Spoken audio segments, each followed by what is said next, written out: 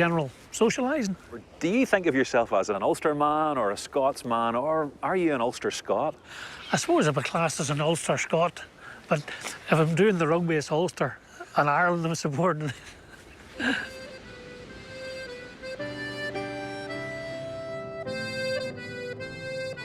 I'm on my way to the second biggest town in Dumfries and Galloway, Stranraer.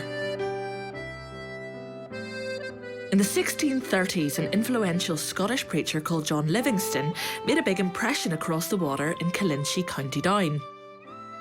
He eventually moved back to Scotland and became minister here in 1638, but was so greatly missed by his old congregation that his half-yearly communions in Stranraer were reportedly attended by as many as 500 of his former parishioners who would row their way over from County Down.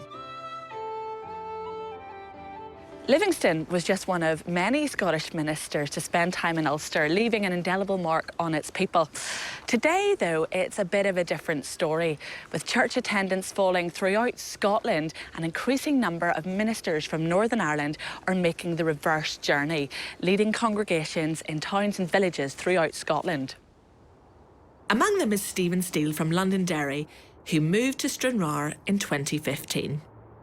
Ireland and Presbyterians in Ireland would have been very dependent on men coming over from Scotland to preach, or occasionally you would have people maybe rowing over to Scotland for worship or to get children baptised and so on. I think it's really interesting because you had really influential ministers coming from Scotland to Ulster. You had, you know, John Livingston, you had Robert Blair.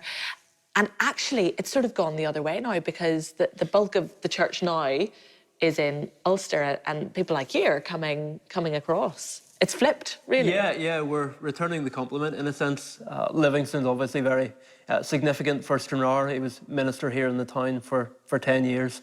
So, yeah, he's a good example of someone who went back and forth between the two countries. So that close relationship has always really been there. But our denomination for probably the last 150 years or so has been fairly reliant on men coming across from Ireland.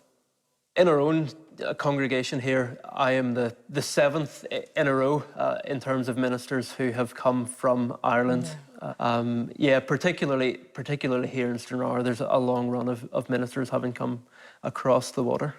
Even today, it's a lot easier to get to Northern Ireland in a way than to drive up to Glasgow. As anybody who's been on that road from Stranraer to Glasgow will know. Yep. Do you feel that Stranraer and Ulster are similar places, similar people?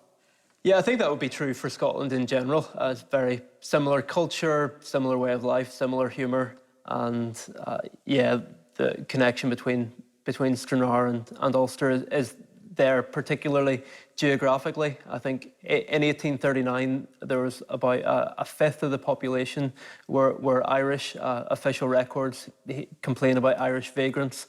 So there has been that interplay for a long time. No one's made that complaint about you yet, no. Well, no, you're not okay. to my face.